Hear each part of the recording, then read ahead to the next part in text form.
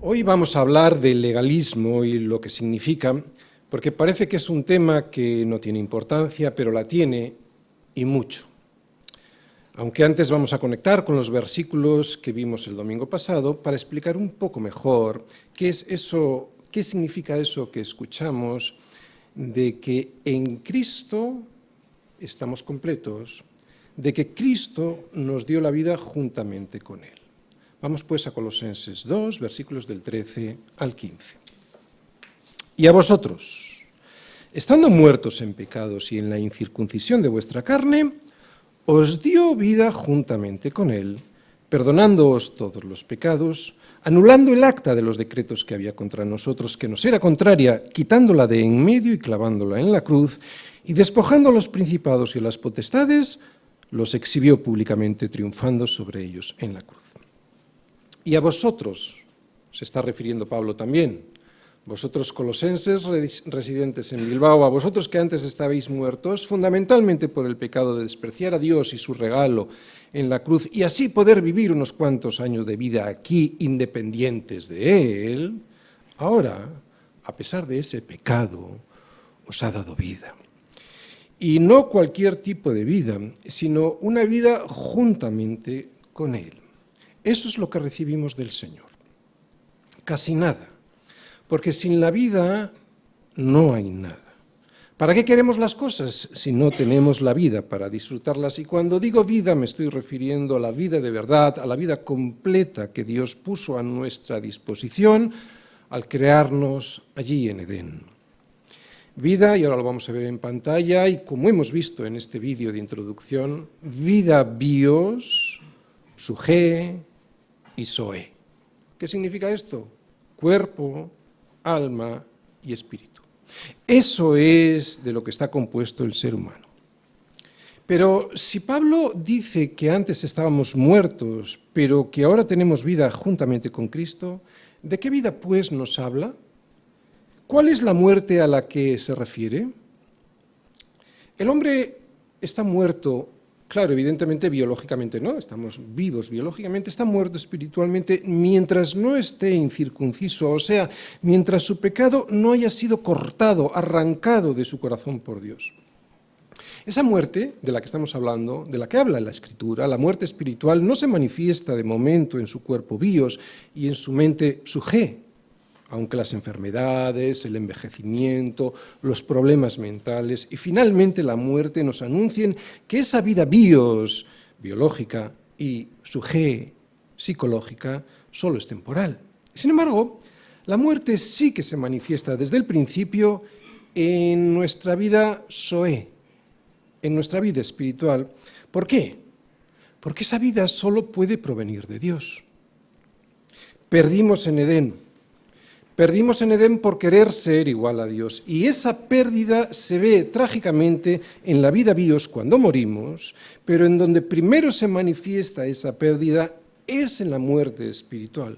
Por eso el Señor nos dice, yo he venido para que tengan zoe. Cuando vayáis a Juan 10:10 y veáis este versículo, esa palabra en griego significa vida, pero la vida espiritual. Yo he venido para que tengan vida, zoe, y para que la tengan en abundancia. Como acabo de decir, esa vida que trae Jesús y que muchos confunden con la promesa de una vida mejor en términos de prosperidad material, lo que realmente significa es que Él vino a traernos aquello que perdimos por nuestro pecado. Vida zoe, que es la vida que nace, que proviene de estar en comunión con Dios y que produce vida eterna. Toda la Biblia es la historia de Dios por salvar al hombre de su pecado. Al principio, además de una vida bios y de una vida suje, a nosotros nos dio vida eterna. En medio del huerto del Edén estaba, ¿recordáis?, el árbol de la vida. Este árbol del que surge esta vida representa la vida incorruptible, indestructible y eterna de Dios. Vamos todos a Génesis 2, versículos 9, también al 16 y 17, y luego a Génesis 3, versículos 22 y 24, y lo vamos a recordar. Y mandó Jehová Dios al hombre diciendo, de todo árbol del huerto podrás comer, o sea que también del árbol de la vida, ¿vale?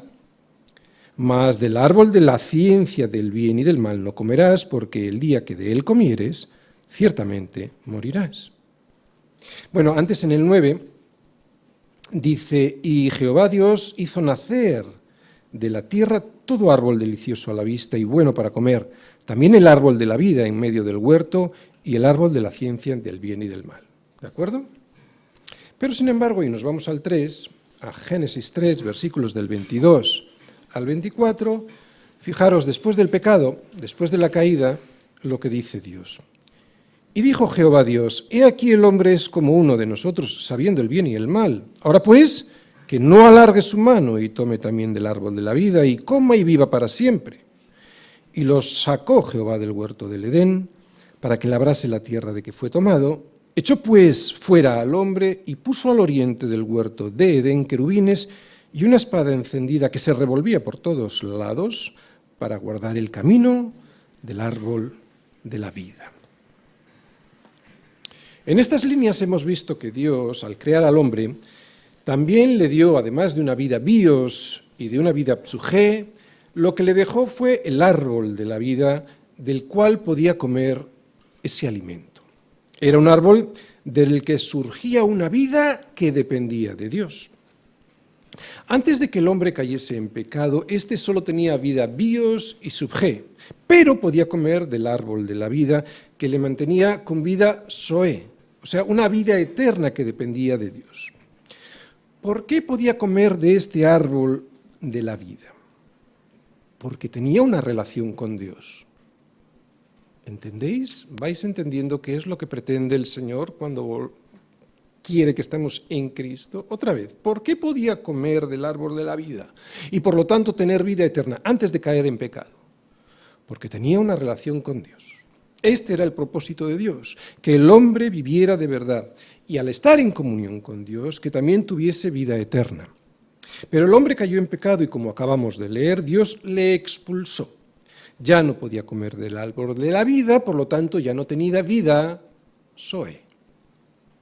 Desde Génesis 3 hasta el último capítulo de Apocalipsis, la Biblia nos presenta a un Dios lleno de gracia y misericordia, persiguiendo a un hombre que huye de él y le persigue para querer darle lo que necesita, lo que más necesita, pero que siempre desprecia, la comunión con él, para que pueda volver a tener acceso al árbol de la vida y así poder compartir la vida eterna de Dios, porque la vida eterna es de Dios y Él la quiere compartir con nosotros. Hemos leído el principio de la caída en Génesis 3. Vamos a leer el final de esa caída en Apocalipsis 22, versículo 14, para poder volver a ver ese árbol de la vida. Vamos todos a Apocalipsis 22, 14. Bienaventurados los que lavan sus ropas para tener derecho ¿a qué? Al árbol de la vida. Estas palabras de Jesús indican que solo se podrá tener de nuevo acceso a ese árbol de la vida si nos lavamos la ropa manchada por el pecado por medio de la sangre de Jesús. Solo por medio del perdón que ofrece la sangre derramada por Cristo en la cruz será que el hombre podrá entrar de nuevo a tener comunión con Dios, del cual surge la vida eterna, zoé. ¿Entendéis la insistencia de Pablo a los colosenses para que estén en Jesús? Sin estar en Jesús, nadie podrá morir y resucitar con Él a una nueva vida, una vida que al estar limpiada por la sangre del Cordero nos da acceso a la presencia de Dios donde está el árbol de la vida, del cual surge la vida eterna. Ese Jesús es el cuerpo en el que hay que estar y no la sombra a la que se querían abrazar los colosenses, y luego veremos esto. Eso para poder participar del plan de Dios para nuestras vidas, que es tener vida eterna. Volvemos a recordar Juan 10:10. Yo he venido para que tengan vida, zoé, y para que la tengan en abundancia. Mientras alguien esté lejos de Dios, o sea, sin comunión con Él porque no quiere vivir en dependencia de Él, entonces y en consecuencias tampoco tendrá su vida, la de Dios, la que solo proporciona a Él, o sea, la vida eterna. Todos sabemos que Adán, por su desobediencia, no participó del árbol de la vida y por lo tanto, como consecuencia, también se quedó fuera del propósito de Dios. En lugar de llegar a ser un hombre espiritual, se quedó como un hombre natural, o sea, con solo vida biológica, bios y psuge. Esta es la paga del pecado, la muerte, porque la vida biológica sin el Dios que la sustenta también se muere. Eso es lo que no queremos entender. Y eso a pesar de que hasta que llegue ese día de la muerte, la misericordia de Dios llega a nuestras vidas de muchas maneras. Por ejemplo, a través de diferentes pruebas y de dificultades y de enfermedades que apuntan, y por eso es una misericordia, apuntan a dónde llegaremos si persistimos en ser independientes de Dios. Por lo tanto, todo esto nos tendría, entre comillas, que alegrar, porque son momentos en los cuales el Señor nos quiere fijar la atención en Él, para que recordemos cuál es nuestra condición aquí. Sin Él vamos a terminar muriendo biológicamente también. Colosenses, dice Pablo, y nos dice a nosotros. Colosenses, hasta ahora solo podíamos vivir como Adán vivió. ¿Cómo vivió Adán? Pues una vida biológica que terminó muriendo al no poder comer del árbol de la vida. ¿Cómo? Pues a través de una vida creada, eso es como vivió Adán y como vivimos nosotros, que morirá tarde o temprano al estar separados de Dios. Pero llegó el bendito día en el que la vida eterna, Zoe, la cual estaba con el Padre, se manifestó. ¿Cómo? En carne. El verbo de vida, Zoe, que era Dios mismo, se hizo carne. ¿Y por qué lo hizo? Porque de tal manera amó Dios al mundo, que ha dado a su Hijo unigénito para que todo aquel que en Él crea no se pierda, mas tenga Zoe. Muchos no lo creen. Otros lo escuchan y les resbala como aquel que oye llover.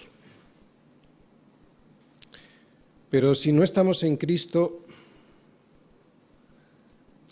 vamos a morir irremisiblemente. No nos creamos que por estar en una iglesia que se predica la sana doctrina ya estamos salvos. Si cuando estamos en una iglesia que se predica la sana doctrina bostezamos, pudiera ser el síntoma de que no tenemos Zoe.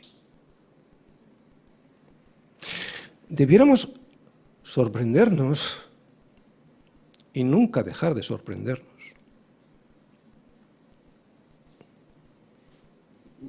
Muchos no lo creen, pero el que no esté en... Me gustaría ver aquí a Pablo. No sé cómo predicaría, francamente, no lo sé. No es una broma. El que no esté en Cristo está muerto. Está muerto.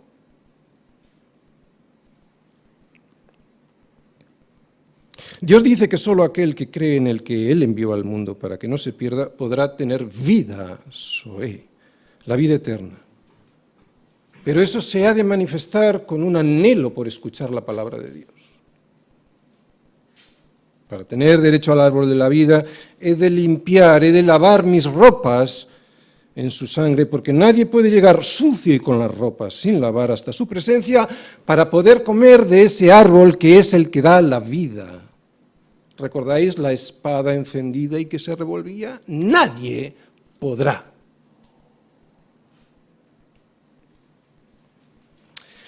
Has de dejarte ser salvado por el único que ha podido acercarse a ti y limpiarte. Cristo es el único que tiene poder para llevarte hasta el Padre. Porque sí, hay un solo Dios, pero también hay un solo mediador entre Dios y los hombres, Jesucristo, hombre. Jesucristo, hombre, o sea, el hombre de verdad, Dios mismo hecho hombre, para cumplir lo que tú jamás podrías llegar a cumplir, aunque quisieras. Por eso dije el domingo pasado que la fe bíblica no consiste en lo que tú puedes hacer por Dios para salvarte. La verdadera fe consiste en creer lo que Dios ya ha hecho por ti. No puede ser que yo haga algo para salvarme porque no puedo, punto uno, y porque ya está todo hecho. Colosense, deja pues ya de hacer intentos en la carne para acercarte a Dios y disfruta de la salvación que ya tienes en Él y lo que ya ha hecho Él, porque lo necesitas. Este es el Evangelio de la gracia de Dios. El mensaje de la gracia de Dios me dice que puedo comer del árbol de la vida, o sea, del pan que descendió del cielo, para dar fruto y no al revés. Y ya empezamos a introducir el tema del legalismo, porque no se trata de dar fruto para así poder tener vida. ¿Entendéis la diferencia? Vamos a empezar a hablar del legalismo. Colosenses, mirad que nadie os engañe, no vaya a ser que os quedéis sin premio. No te quedes sin premio por el orgullo de querer ganarlo por ti mismo. Colosenses 2, versículos 16 al 17. Por tanto, nadie os juzgue en comida o en bebida o en cuanto a días de fiesta, luna nueva o días de reposo. Todo lo cual es sombra de lo que ha de venir, pero el cuerpo es de Cristo.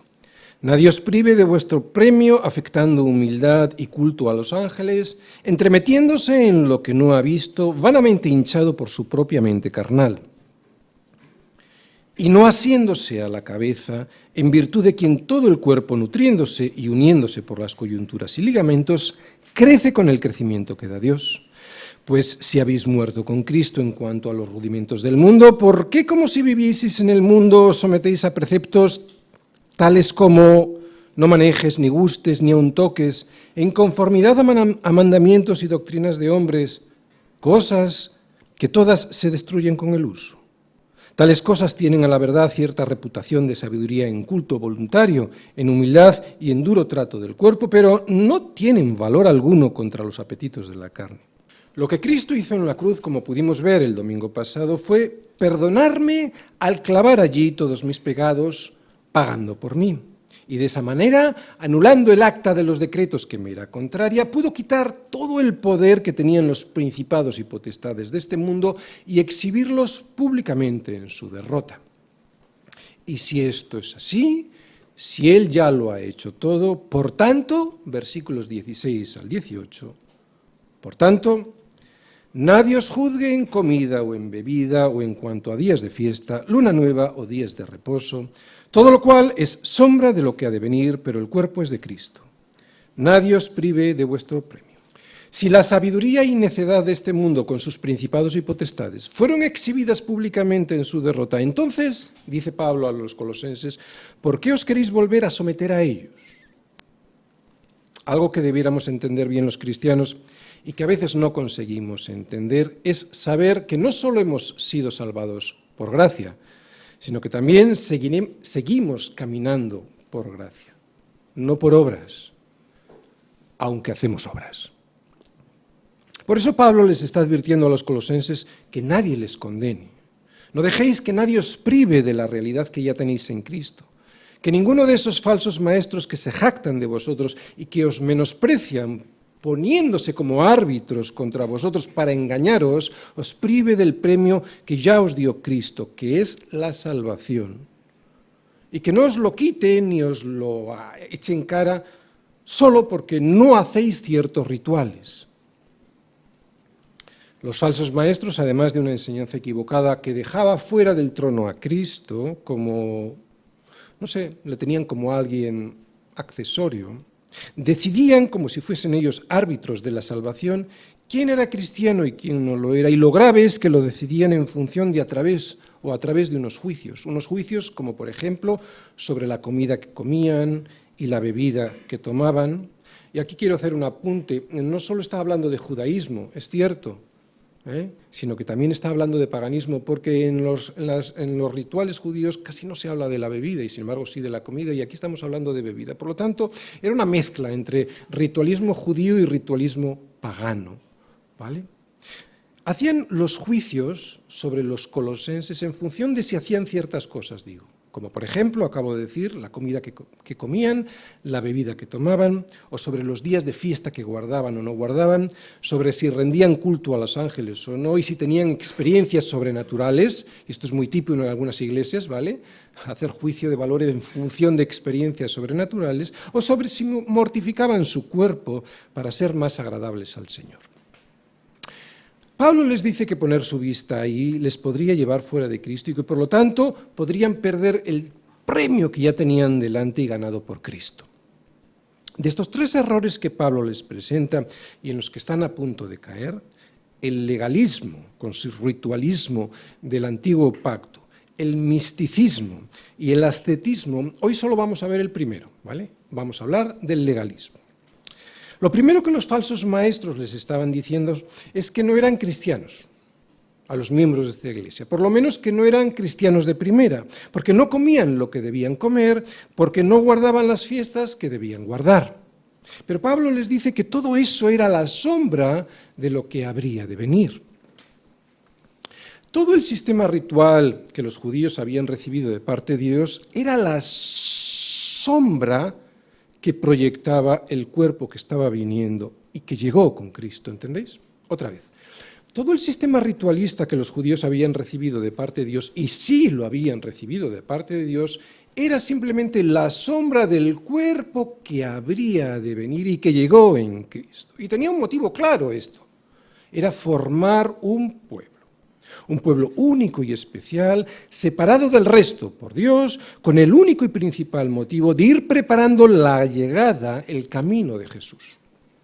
Así lo profetizó Isaías y también lo recordó Juan el Bautista diciendo: arrepentíos, porque el reino de los cielos se ha acercado, pues este es de quien habló el profeta Isaías cuando dijo: voz del que clama en el desierto, preparad el camino del Señor, enderezad sus sendas. Todas estas fiestas y sacrificios tenían como motivo reunir en un pueblo, con Dios en medio, esperando este pueblo pues al prometido por él para salvarles, y que cumpliría este Mesías en sí mismo cada una de las fiestas y el sacrificio definitivo. Por eso Pablo dice que una vez llegado el cuerpo, ya no tenía ningún sentido seguir abrazando las sombras de ese cuerpo. ¿No? Tiene mucho sentido. Así que todo esto, este sistema ritualista, sí tenía su razón de ser, pero dejó de ser necesario una vez que llegó el cuerpo, una vez que llegó Jesús. Antes de continuar, vamos a volver, esto solo es un pequeño avance, ahora vamos a entrar bien en el legalismo y además vamos a poner algún ejemplo para que nosotros podamos saber si estamos cayendo o no. Digo que antes de continuar vamos a volver a leer esta advertencia de Pablo a los colosenses para luego explicar qué es el legalismo y qué es lo que produce en cada uno de nosotros y también en la Iglesia. Vamos a volver a leer Colosenses 2 del 16 al 18. Dice así: por tanto, nadie os juzgue en comida o en bebida o en cuanto a días de fiesta, luna nueva o días de reposo, todo lo cual es sombra de lo que ha de venir, pero el cuerpo es de Cristo. Nadie os prive de vuestro premio. En otras palabras, por tanto, que nadie os menosprecie porque Cristo cumple todos los sacrificios anteriores en uno solo y porque cumple y cumplirá todas las fiestas que hasta ahora os recordaban la llegada del Mesías. A ver, colosenses, Cristo es el cumplimiento, les dice Pablo. Voy a dividir esta predicación en dos partes, ¿vale? Es muy sencillo. La primera, las reglas y rituales eran un verdadero problema en la iglesia de Colosas, versículo 16, y la segunda parte, el verdadero acercamiento a Dios es Cristo, versículo 17. Primera parte, legalismo, un verdadero problema. Por tanto, nadie os juzgue en comida o en bebida o en cuanto a días de fiesta, luna nueva o días de reposo. Ya lo sabemos, pero lo repetimos, nunca podremos acercarnos a Dios a través de nuestros propios esfuerzos. ¿Por qué? Pues porque para eso, como ya dijimos el domingo pasado, tendríamos que ser perfectos como Dios, y yo creo que aquí nadie se atrevería a afirmar tal cosa. La verdad es que ante esta evidencia, la de que no somos perfectos, la de que somos pecadores, ante esta evidencia solo nos queda confiar en el amor de Dios y su gran misericordia al enviar su Hijo en nuestro lugar a morir, en su perdón y en la imputación de su justicia para poder vivir. Estas son las buenas noticias del Evangelio y que Pablo muestra al denunciar a los falsos maestros y su falsa enseñanza legalista. Mirad, no os creáis que los falsos maestros llegan por las iglesias negando la fe o forzando a los demás a que la neguemos, no. Generalmente aparecen, o por las iglesias o por la vida de uno, generalmente aparecen mostrando sus dudas sobre Cristo y su suficiencia, Cristo el suficiente, o torciendo la verdad para que ésta sea más aceptable. En el caso de Colosas se trataba de negar la suficiencia de Cristo. Y sabemos por las Escrituras que cuando honramos a Cristo como el suficiente Salvador, cuando le honramos con nuestra fe, con nuestra obediencia y con nuestra vida, Dios Padre nos honra a nosotros por honrar a su Hijo. Dios Padre ama con un amor eterno al Hijo. Es por eso que Dios Padre acepta a cualquier persona en su Hijo. En su Hijo. O sea, Dios recibe a cualquiera que ponga toda su confianza en Cristo y a ninguna que no tenga su completa confianza en Él. Es así de claro. Solo hay dos posibilidades. Dios recibe a cualquier persona que ponga toda su confianza en Cristo y a ninguna que no tenga su completa confianza en Él. Cuando alguien pone toda su confianza en Cristo, en ese mismo instante ha nacido de nuevo, en ese mismo instante. En ese mismo instante, y desde el momento del nuevo nacimiento que produce una nueva naturaleza, se produce en el creyente, en la persona, una reacción de amor y de deseo por obedecer la ley moral de Dios. No el sistema ritualista, estoy hablando de la ley moral de Dios, y desde ese momento del nuevo nacimiento, como digo, aparece una reacción de amor por su palabra que brota como un fruto natural. O sea, brota de la persona como un fruto natural, ese amor por la palabra, y no forzado por estudiarla o leerla. Es un fruto del Espíritu Santo y brota de manera natural de mi nueva naturaleza y que no es forzado para obedecer por fuerza, no es forzado. Tengo que ser para poder hacer. No puedo hacer para ser. Esto es lo contrario de lo que la gente quiere y hace en las religiones. Otra vez, tengo que ser para poder hacer. No puedo hacer para ser. Antes no era así. Antes de mi nuevo nacimiento estaba perdido y lo que es peor, en mi extravío criticaba a Dios y sus leyes que solo buscan mi bien y perfección. Pero ahora ya no. Ahora busco sus mandamientos porque sé que esos deseos de Dios para mí son los que me dan la libertad. O como dice el salmista, andaré en libertad. ¿Por qué? Porque busqué tus mandamientos. Es algo que surge del corazón regenerado.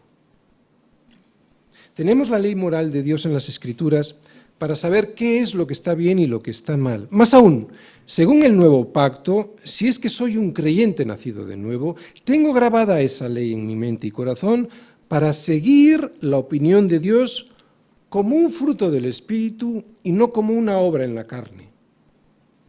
¿Entendéis la diferencia entre una relación personal con Dios, del cual surge un espíritu que quiere obedecer, a una religión que se fuerza a obedecer por las obras de la ley? Seguir la opinión de Dios y no la mía, o la del político de turno, o la del filósofo, o la del psicólogo cuando entran a decidir y a pontificar sobre lo que está bien y lo que está mal. Otra vez, seguir la opinión de Dios y no esas, incluida la mía, eso no es legalismo. Vuelvo a insistir. Seguir la opinión de Dios y no la mía y la de los demás, eso no es legalismo. Por lo tanto, preocuparme por mi santidad, buscando en las Escrituras y en mi corazón limpiado por ellas cuál es la voluntad de Dios para mi vida, eso no es legalismo. En mi corazón limpiado por ella, por las Escrituras, no en mi corazón retorcido y no regenerado. No es legalismo, es simplemente preocuparme por mi santidad para ser más como Jesús y así poder ser libre de mí mismo y de mi propia opinión que siempre me llevan al desastre. Por lo tanto, no es legalismo cuando obedezco a Dios y no lo hago para intentar ganar nada porque ya sé que todo fue ganado por Cristo en la cruz. No es legalismo cuando le obedezco a Dios y lo hago como un fruto que surge de mi nueva naturaleza regenerada por Dios, naturaleza que le agrada agradarle a Él. Así pues, Claro que está muy bien preocuparme por mi santidad y buscar agradar a Dios, pero en la iglesia de Colosas ocurría otra cosa muy diferente. Algunos creyentes estaban volviendo a la ley y a los rituales para adquirir mayor conocimiento. Y además juzgaban a los demás por no seguir esas leyes rituales en vez de poner toda su confianza en Cristo para acercarse a Dios. Después de haber sido liberados por Cristo los colosenses, los falsos maestros les estaban haciendo esclavos otra vez. Y algo parecido les dice Pablo a los romanos cuando dice: ¿acaso ignoráis, hermanos, pues hablo con los que conocen la ley, que la ley se enseñorea del hombre entre tanto que éste vive? ¿Se enseñorea del hombre entre tanto que éste vive?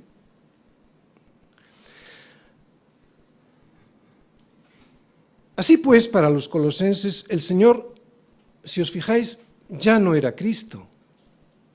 Volvía a ser la ley. Sin embargo, Pablo no desprecia la ley, porque un poco más adelante les dice a los mismos romanos que aunque la carne suya se rebela contra las cosas de Dios, según el hombre, la carne, según su hombre interior, él se deleita en la ley de Dios. Así pues, hay que hacer una distinción clara entre amar la ley moral de Dios y el legalismo. Entre amar la ley moral de Dios y desear cumplirla, pero poniendo para ello toda nuestra confianza en Cristo y no en nosotros, para poder cumplirla, y el legalismo, que se enseñorea del hombre impidiéndole ser libre para poder amar a su Señor, para que termine haciendo por obligación lo que por obligación la carne jamás podrá hacer: agradar a Dios.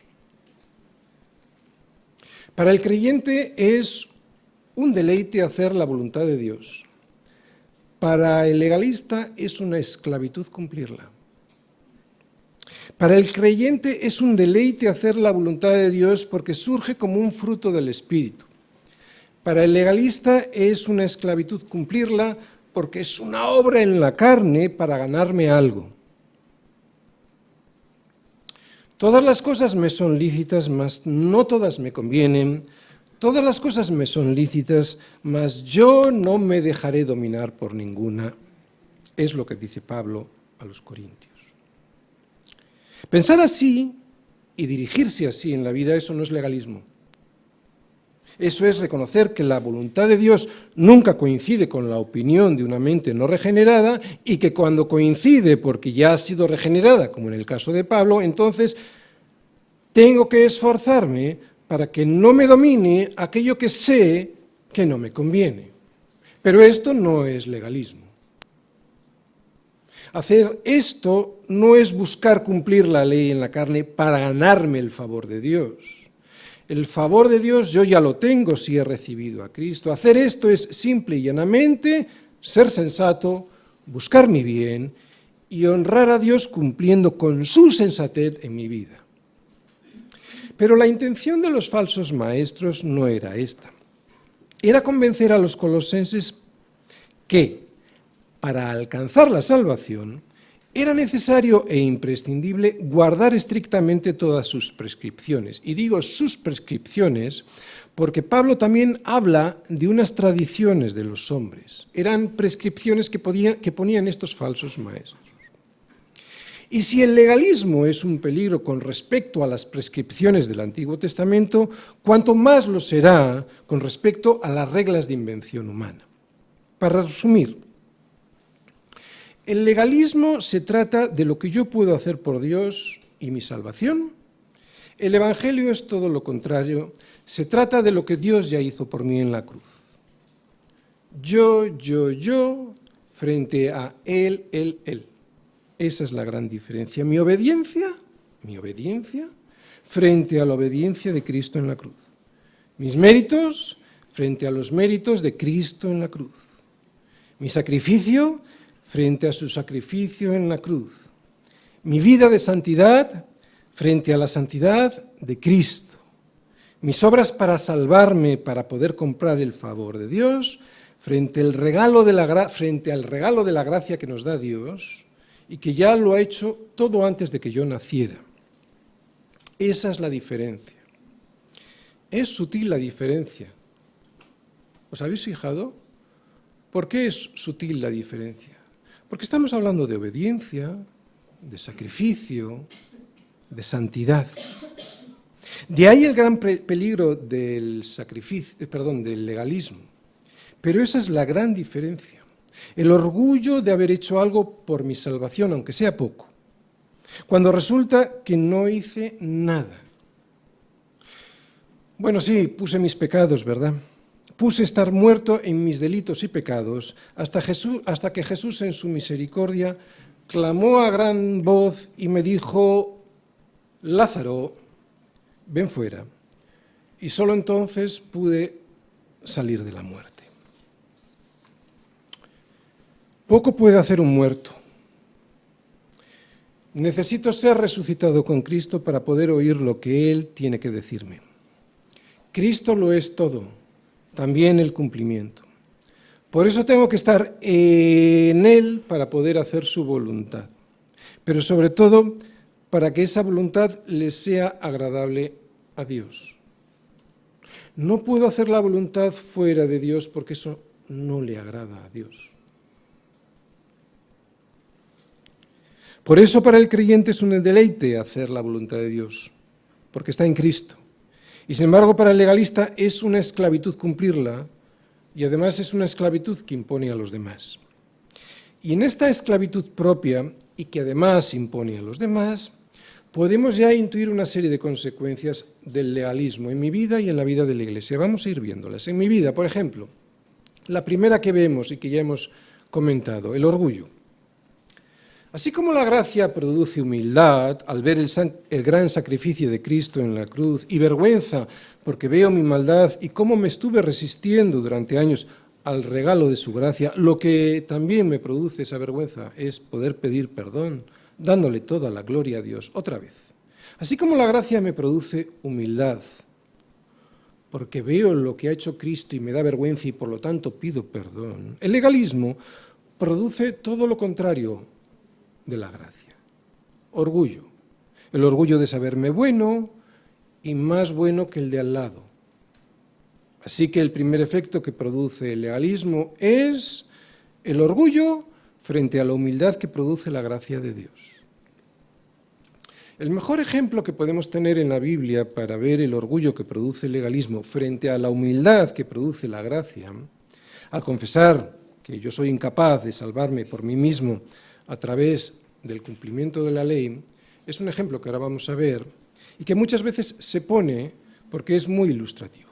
Es el de la parábola del fariseo y publicano. Vamos todos a Lucas 18, versículos del 9 al 14.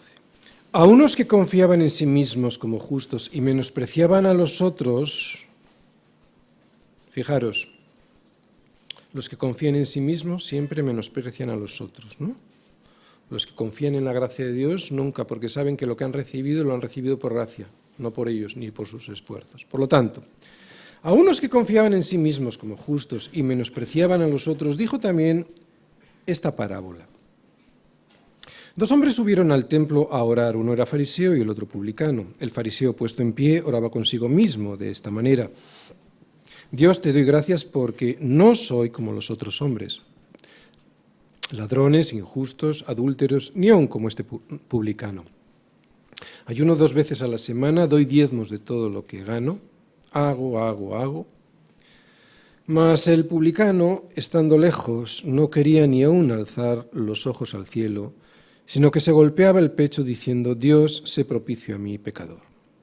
Os digo que éste descendió a su casa justificado antes que el otro, porque cualquiera que se enaltece será humillado, y el que se humilla será enaltecido.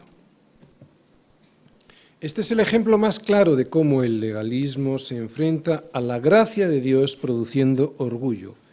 El orgullo de creer que puedo ganar el favor de Dios a través de mi obediencia. Porque claro, ¿cómo no voy a tener el favor de Dios si yo lo valgo? Es curioso cómo el fariseo, intentando manipular a Dios con el cumplimiento más que sobrado de la ley, porque cumplía más de lo que la ley decía, no consiguió el favor de Dios y cómo el publicano, reconociendo su pecado y su más absoluta incapacidad para agradar a Dios por sí mismo, salió justificado. El orgullo frente a la humildad. Así que ya acabamos de ver el primer resultado del legalismo, orgullo. Vamos a ver el segundo que podemos ver, frustración. Otra consecuencia del legalismo es la frustración en la vida. Como es imposible en la carne cumplir siempre y de manera perfecta el estándar que Dios me pide en su ley moral, me frustro y no tengo gozo. Sin embargo, la gracia me muestra una misericordia y compasión que, bien entendidas y sin abusar de ellas, producen una alegría inmensa porque el Señor me dice, y espero que se entienda bien, cuando el pecado abundó, sobreabundó la gracia. Pero esta gracia de Dios tengo que entenderla bien, como advierte Pablo. ¿Qué pues diremos? ¿Perseveraremos en el pecado para que la gracia abunde? En ninguna manera. Así pues, la gracia de Dios bien entendida y sin usarla como excusa para cultivar el pecado, produce gozo, mucho gozo y una gran liberación, porque sé que no puedo. Y Dios me dice que sobre mí derrama toda su misericordia.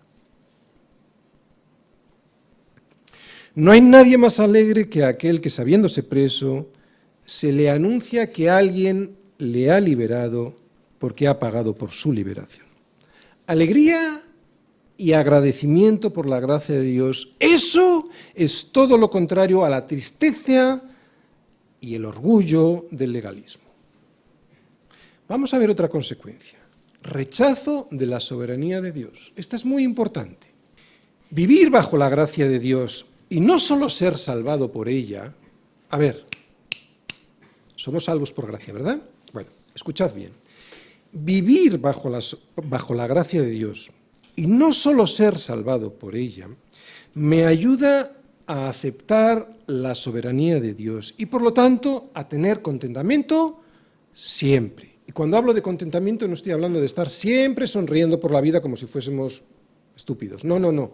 Estoy hablando de un contentamiento, o sea, de un gozo interior a pesar de las dificultades. Cuando vivo bajo la gracia, no solo cuando soy salvo por gracia, sino cuando vivo bajo la gracia, ya sé que no se trata de que como me porto bien, pues el Señor me va a corresponder con lo que yo creo que me debe corresponder. No, me porto bien porque deseo agradar a aquel que me salvó y sé que es bueno para mí hacerlo, me dé lo que quiero que me dé o no. Dios no me debe nada por muy bien que me porte. Es muy importante entender esto, muy importante, antes de que lleguen desgracias a la vida, ¿de acuerdo? Muy importante. El legalismo manipula a Dios y por lo tanto en el fondo rechaza su soberanía. La santidad, la verdadera, acepta todo de Dios. Todo. No es fácil. Una vez escuché a una madre a la que se le había matado un hijo en un accidente de carretera contarme con lágrimas en los ojos la pena que había en su corazón por la muerte repentina de su hijo. Intenté consolarla, pero no pude. Sé que era una buena cristiana y que oraba por su hijo porque su hijo se había apartado. Y ella me preguntaba, ¿cómo podía ser que Dios no hubiese escuchado sus oraciones? Lo que yo le dije es que ella no sabía si Dios había escuchado sus oraciones, que probablemente sí lo hizo, pero aunque no le respondió como ella quería, eso no le quitaba ni un ápice de bondad y de justicia a Dios. Ojalá hoy esta mujer haya sido ya consolada, pero aquel día no pude hacerlo. Y no pude porque no entendía la soberanía de Dios. Una cosa es el dolor normal por la pérdida, por ejemplo, de un ser muy querido. Es un dolor muy profundo que produce vértigo. Yo lo sé. Y otra cosa muy distinta es la frustración que surge del legalismo por creer que Dios me debe lo que le pedí, por muy piadosa que sea esa súplica. Dios es Dios. Bien, voy a poner un ejemplo más cercano y cotidiano, ¿vale? Los jóvenes están de exámenes finales. Yo sé que mi hija, en la carne, preferiría estar ahora en casa estudiando en vez de estar en la iglesia, pero está en la iglesia. Yo espero que no lo haga como una obra en la carne para recibir el aprobado a cambio. Eso sería legalismo. Eso sería manipular a Dios a través del cumplimiento de un deber. Pero estar en la iglesia no es ningún deber. Espero que lo haga porque al estar en Cristo, ella desea honrar a Dios, le dé lo que le dé, aprueba o suspenda, a pesar de que estudia mucho. Dios no me debe nada. Lo que me ha dado ha sido por gracia, no por las obras de la ley, ni mucho menos porque yo lo valgo y me lo merezco. En mi vida, pues, el legalismo produce orgullo, frustración y rechazo de la soberanía de Dios y en la iglesia división. Otro de los efectos que produce el legalismo es la división en la iglesia. Eso se ve muy claro en esta iglesia en Colosas. En la iglesia de Colosas había personas que se envanecían por cumplir unas dietas rituales y que con el cumplimiento de unos determinados días de fiesta, luna nueva y días de reposo, estaban diciendo a los demás pues que eran menos que ellos, ¿no? Pero no solo había envanecimiento personal, eso ya lo hemos visto al principio cuando hemos hablado del orgullo, sino que además juzgaban a los otros porque no cumplían lo que ellos sí hacían, ¿no? Y entonces eso lo que hacía era dividir a la iglesia en dos. Por eso Pablo les tiene que decir, nadie os juzgue, no si estáis en Cristo o no, sino en comida o en bebida o en cuanto a días de fiesta, luna nueva o días de reposo. Que nadie os juzgue porque vosotros estáis completos en Él, que es la cabeza de todo principado y potestad. Vosotros estáis completos en Él, y como Él es el cuerpo, o sea, el que proyecta la sombra, es Él quien nos da el crecimiento. Solo hay que estar en Él para recibir la gracia de Dios, porque el crecimiento no viene del cumplimiento de las reglas, el crecimiento lo produce Cristo al que estamos unidos. Vamos a pasar al segundo versículo, que lo he titulado El verdadero acercamiento a Dios es Cristo, y dice así: todo lo cual es sombra de lo que ha de venir, pero el cuerpo es de Cristo, nadie os prive de vuestro premio. Bien, las fiestas y demás regulaciones, o sea, los aspectos ceremoniales de la ley del Antiguo Testamento, las dietas, las festividades, los sacrificios, fueron simples sombras que apuntaban a Cristo. Pero con la llegada de Cristo, quien es la realidad última de las cosas, esas sombras carecen de valor. Como os gustan mucho los ejemplos, os voy a poner un ejemplo para que lo entendáis mejor. Yo creo que lo entendéis, pero ya veréis. ¿Qué le diríamos a una novia que ha estado durante mucho tiempo esperando a su amado, el regreso de su amado a casa, y que cuando éste regresa resulta que en vez de abrazarse a él, abraza la foto que todos los días miraba deseando que llegara? Pues que no está bien de la cabeza, ¿verdad? Si deseo santidad y debo desearla, tengo que entender mejor la gracia de Dios para poder estar en Cristo y al estar en Él poder crecer. No se puede crecer por el cumplimiento de la ley. La ley me condena. La gracia de Dios, la gracia de Dios en Cristo me salva. Entender este concepto maravilloso de la gracia de Dios no solo me da la libertad para poder obedecer, sino que me produce el gozo de querer hacerlo. ¿Entendéis? Otra vez, entender el concepto maravilloso de la gracia de Dios, que me ha dado todo antes de que yo le pida nada. Entender ese concepto de derramamiento de su misericordia, de la gracia de Dios, no solo me da la libertad, porque ya lo tengo todo, no solo me da la libertad para poder obedecer, ya lo tengo todo, no tengo que obedecer para tener nada. Me da la libertad, ¿entendéis? Me da la libertad de poder obedecer y además me produce el gozo de querer hacerlo. Ese es el milagro, la maravilla de la gracia de Dios frente al legalismo, que solo produce esclavitud. Esta es la libertad a la que hemos sido llamados y no al legalismo que los falsos maestros de Colosas, al igual que hoy, pretenden imponernos. La libertad es Cristo, ni el legalismo ni el libertinaje. Cristo es el centro, ni el legalismo ni hacer lo que me da la gana, porque como estoy en Cristo, otra vez, la libertad es Cristo, ni el legalismo ni el libertinaje. Tenemos una ley, según Pablo en 1 Corintios, luego lo veis, 9:21, 1 Corintios 9:21, dice que la única ley del cristiano es Cristo. El punto es este, el cuerpo y no la sombra, otra vez, la sombra eran las regulaciones rituales, ¿vale? El cuerpo y no la sombra es lo que hay que seguir. Y el punto es este, Jesucristo es Dios, pero al encarnarse se convirtió en el modelo de hombre ideal al que debo mirar para seguir. Eso es estar en Cristo y no el cumplimiento de unas normas. Ya no tenemos reglas ni rituales que nos conduzcan a Dios. Sí, es verdad que tenemos normas y que son absolutamente necesarias para organizar nuestra vida si es que queremos servir a Dios, pero hay que tener cuidado para que eso que es necesario no degenere en legalismo.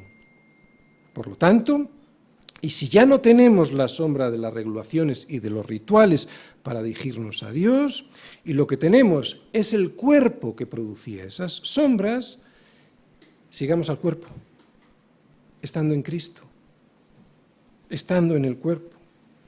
Cristo es el centro en el que tenemos que estar, ni en el legalismo, ni en el hacer lo que nos da la gana. En Cristo es donde tenemos que estar, porque Él es el cuerpo que vivió la vida como Dios desea que la vida sea vivida. Ninguna regla ni ningún ritual pueden darnos la vida. La ley apunta a Dios, sí, pero no es la sustancia de la vida. La sustancia es el cuerpo que produce una sombra. Cristo es el cuerpo. Él es el que producía aquella sombra. Es en Él en donde debemos estar para poder llegar a Dios. Termino. Esto solo quiero saber de vosotros.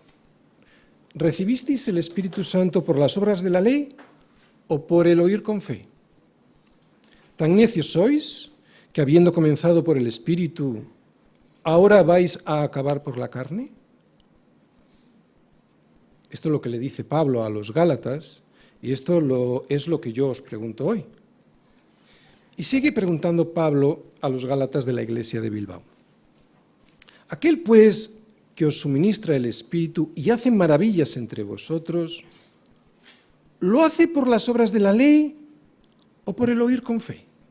Casi todos aquí sabemos que somos salvos por fe, pero también debemos saber que vivimos por fe, que somos bendecidos por fe y no por las obras de la ley. Que nadie te descalifique, ni tú mismo lo hagas al despistarte con el legalismo, perdiendo el premio que ya tienes ganado en la cruz. Dios puede hacer maravillas entre nosotros y las hace, o no. No tiene por qué hacerlas. Pero cuando las hace por gracia, no por las obras de la ley. Y mucho menos por las obras de yo me lo merezco porque yo lo valgo. Esto es acabar por la carne y no seguir caminando por la fe. No te quedes sin premio por el orgullo de querer ganarlo por ti mismo. Todo lo que recibimos lo que no recibimos y lo que algún día recibiremos es y será por gracia, la gracia de Dios, a través de la fe en los méritos de Cristo, nunca por las obras de la ley. ¿Tengo que preocuparme por mi santidad? Sí. ¿Y buscar agradar a Dios? Claro que sí. Pero la santidad y la honra a Dios siempre es el resultado de estar en Cristo y no la condición para estar en Él. Cuando es la condición, se convierte en legalismo, que es todo lo contrario a la gracia de Dios. Así pues, estad pues firmes en la libertad con que Cristo nos hizo libres y no estéis otra vez sujetos al yugo de esclavitud. Espero que hayáis entendido lo que significa el legalismo. Amén.